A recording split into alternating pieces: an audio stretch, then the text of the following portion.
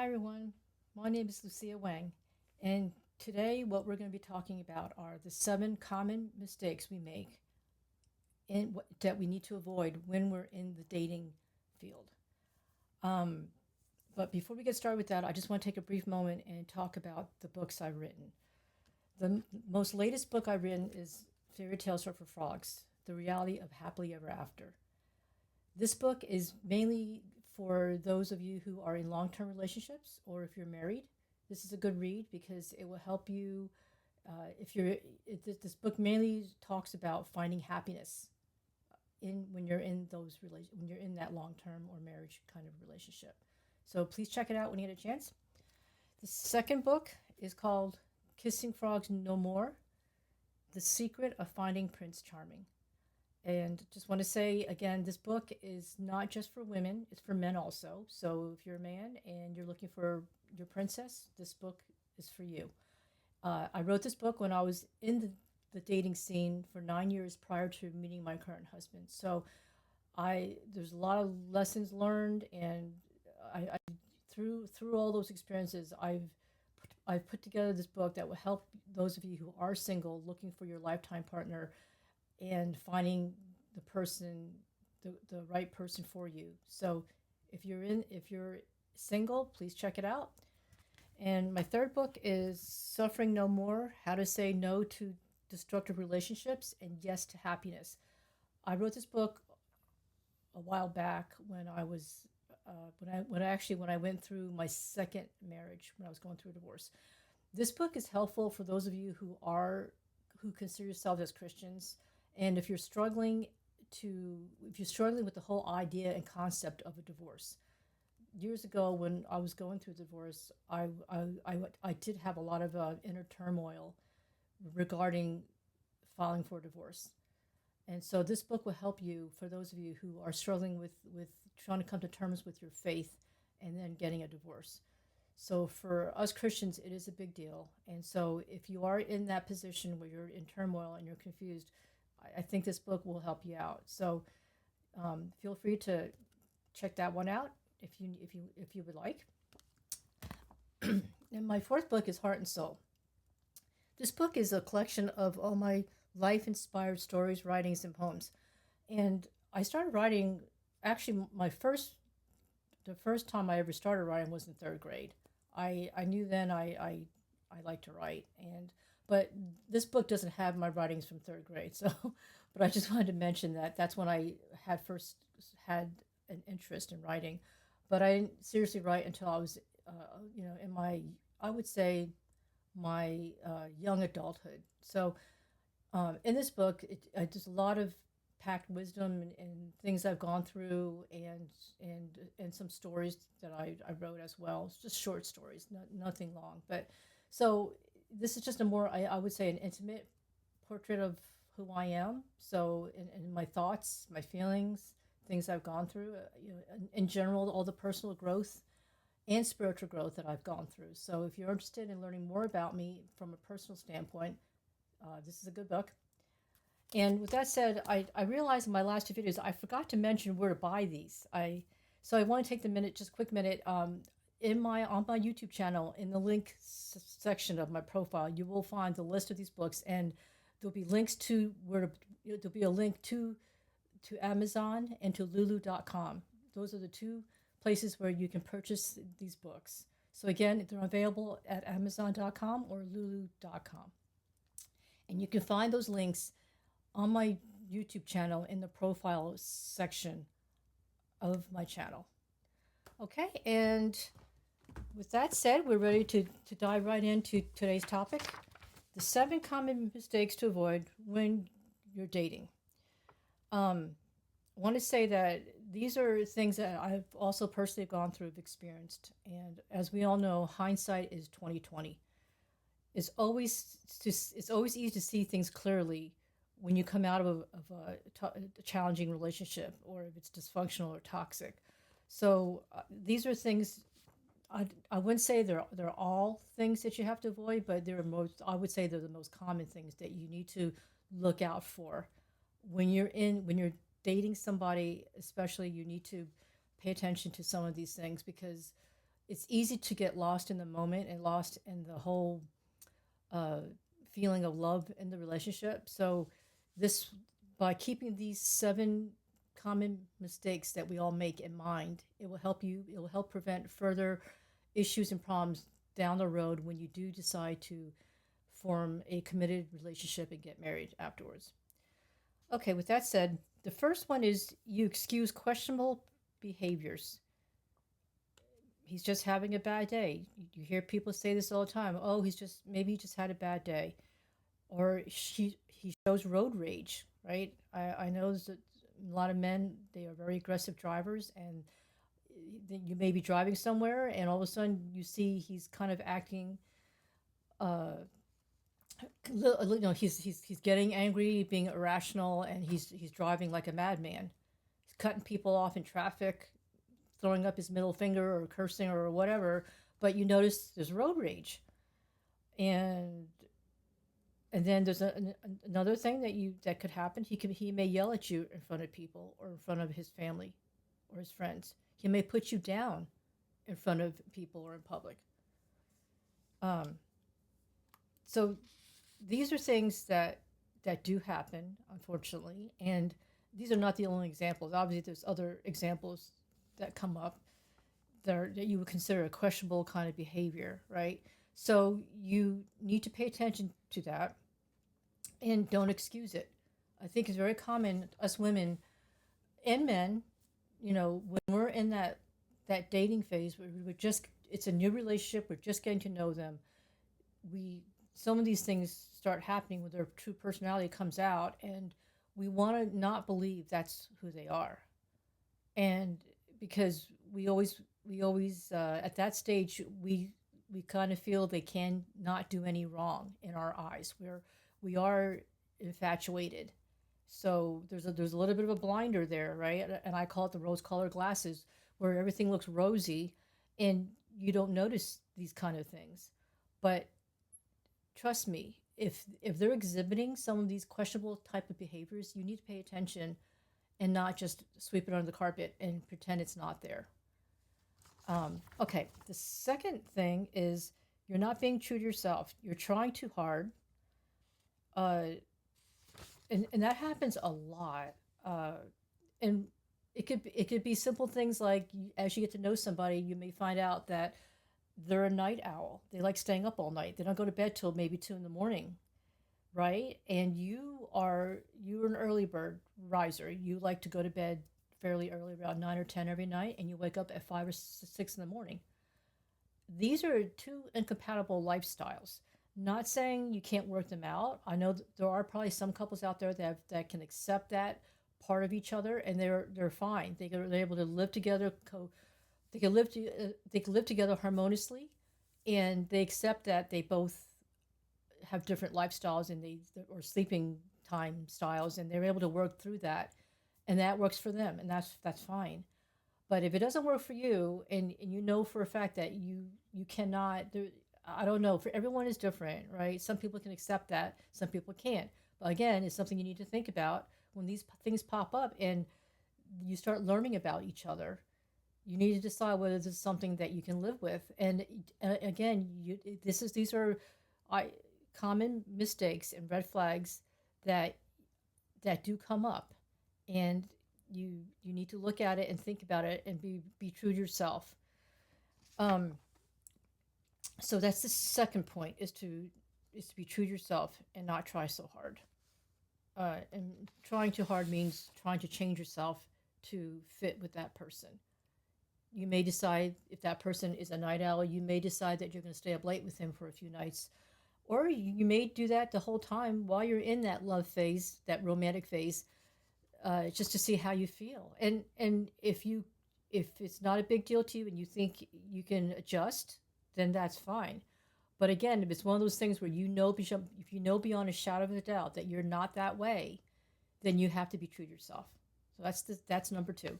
Number three is your partner wants to commit and rush in too quickly into marriage and or the physical part of the relationship, which I mean having sex. Um, and they're rushing into it without taking the time and being patient As they say, there is the test of time. I firmly believe in that. In time, all things will be revealed. So if you're with somebody, whether you're a man or woman, if you're a man, if your woman is trying to rush you into, if she's ready to talk in marriage after one date, that's a red flag. For you women, same thing. If the guy is seems overly eager and he's ready talking about marriage and all these plans for the future, it's a red flag. You need to sit back, take a deep breath, and I, it's not something you have to get mad at or a fault if someone starts talking that way. They may just be so overly enthused and so excited about the relationship that they may just start talking like that. But again, it's there's nothing wrong to talk like that if you're very passionate and you're happy, but you need to keep that in perspective and know that if you sense that you're being rushed, you are being rushed. It's not your imagination, and it's time. And when that happens, you just need to take pause and not rush into the relationship. Um, okay, and the fourth thing.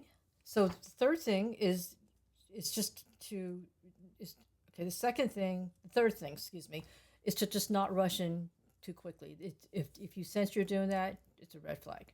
The fourth thing is your partner is not willing to communicate.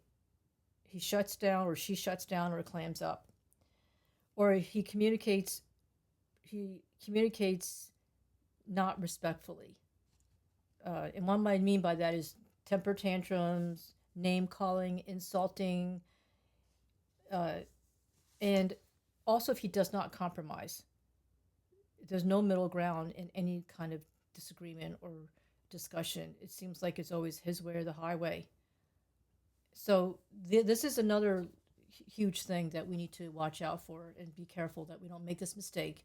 Is if your partner's not willing to communicate, or if your partner is not communicating respectfully, and or if he doesn't compromise. So I want to go quickly over each of these things real quick. And by not willing to communicate, like I said, it's when they shut down, they clam up.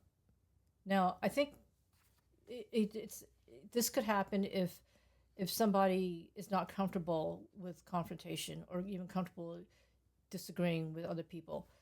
I want to say that the people pleasers in the world they struggle with this because they're trying to appease everybody. They're trying to mold themselves so that everyone is fine, and they neglect their own feelings and emotions, and they and so with people pleasers, it's very difficult to want to communicate.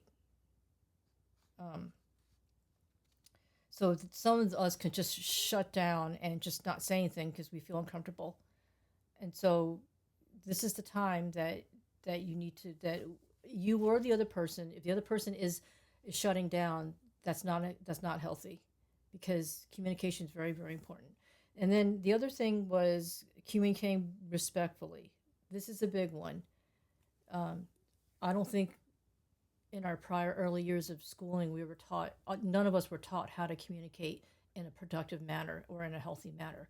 So most of us, I would say, we all learned the hard way through trial and error of how to communicate. Now there is information online out there. There's resources. There's lots of things you can read online, articles, and the books that you can that talk about how to communicate effectively. And so that would be helpful if a couple is struggling with that. Either do some research or go seek a counselor. They can definitely help you with proper communication. But what's not acceptable is if you notice they're throwing temper tantrums, they're name calling or insulting. That's destructive. That's very destructive. Nothing ever gets accomplished when a conversation turns into that level of communication. It's not even communicating. It's just very destructive. So when you notice it's getting to that, you definitely need to take a step back and see what you both can do to find a way to communicate with each other in a healthy manner. The third thing is if the person does not compromise. Um, that's that's something also that I've said in my previous video. That's huge because two people are not going to be the same. They're not identical twins, and even if you are identical twins, you're still not going to be the exact same person. We all have our personalities, our strengths, weaknesses, as they say, the good, bad, and ugly. So it's important. Compromising is very, very important skill that two people must be able to um, practice and use when necessary, because it's going to come up a lot. Because you're not the same two people, there'll be many things you will not agree on. And not everything, as I said in my previous video, not everything requires a compromise. But on the issues where you both lock horns and you both are head to head, feel as strongly about an issue, this is where a compromise would be helpful and has to happen for you both to be able to move forward and move past those issues. Because we don't want to bring issues into a marriage that have never been resolved, or even have any issues, even when you're not married. If you're dating somebody, you don't want to just ignore the issues and sweep it under the carpet and pretend it's not there, because it's still there. It's just a matter of when you want to address it, right? So anyway, that is the fourth thing is those the items that you need to pay attention to. The fifth thing is your partner brings out the worst in you, because your partner may be a negative person, loves to argue, and is constantly criticizing you. You feel like you can never do anything right, or you're not enough. When your partner brings out the worst in you, you will ultimately feel like you're walking on eggshells all the time when you're around them. I can relate to this. I've been in relationships where it's the person has brought out the worst in me, and usually those kind of relationships when you're constantly arguing. And when it gets to that level, you do feel like you're walking on eggshells, because especially if the person's constantly criticizing you, or they just constantly like arguing with you, or in general they're just a negative person, it's very draining. And so so when it comes to that, that person, it just seems to always bring out the worst in you, and you'll feel it. So and then what ends up happening is that if you don't address this, it'll eventually lead you to feeling unhappy, insecure, and unsafe in the relationship. And this is ultimately not a healthy type of relationship. And this is important for women, especially because, as you've heard it said, women look to be protected. And what I mean by protected is that we need to have our feelings, we need to feel like we're nurtured, that not so much, of course, from a danger perspective, we want to be protected by our significant other, absolutely. But this is more of an emotional type of protection at this point I'm talking about. You want to feel like they have your back. They're your greatest cheerleader, right? You're the biggest fan. You don't want to feel your partner is constantly working against you, or he's in opposition of you. Oftentimes, I think in relationships, people don't see each other as partners. They don't see each other. We're on the same side of the team. When couples are arguing all the time or criticizing or being negative, it's more like an adversary. They're our opponent or competitor, right? And that none of that should exist. I've also mentioned about having egos. Egos need to be checked at the door. We cannot have a healthy, productive relationship when we feel like, when our ego is so big that we feel like we're always right. That level of arrogance is destructive to a relationship. It definitely does not build a relationship. It's counterproductive to a relationship. So it's something that you also need to think about. So, is the person bringing the worst out of you? And you'll know by how you feel. So that's a mistake that we all commonly make, and we need to look at that. The sixth thing is your partner refuses to go to counseling. When the two of you are not able to come to an agreement or compromise. A relationship will never be perfect, and there will always be challenges, so being open to working things out is important in the long run. So given all these things, all these mistakes that we've seen, the solution is, I'm not saying one way or another that you have to throw out the relationship or break up with the person, but these are definitely red flags that have come up. And at this stage, either if I said in my previous video, you need to work out a compromise and see what we can do to work out these major issues that come up. And if they can't be worked out, and you notice every time these things come up very often, then I would suggest you go to a counselor, a neutral third party that can work with both of you, help you both communicate effectively, productively, so both of your feelings are heard and understood. And in this way, both partners will have the opportunity to iron some of these issues out and work on themselves. If any of these behaviors are exhibited, there's issues there. There definitely issues that have to be worked through to become healthier. And getting married is not the answer. If anything, as we all know, when you get married, people tend to take each other for granted. So the incentive and motivation to want to change is going to be less than when you're in this dating phase. So it is definitely, it would behoove both of you to go to a qualified counselor, trained counselor, a relationship counselor that can help both of you through a lot of these issues and work them out and maybe even come to a compromise.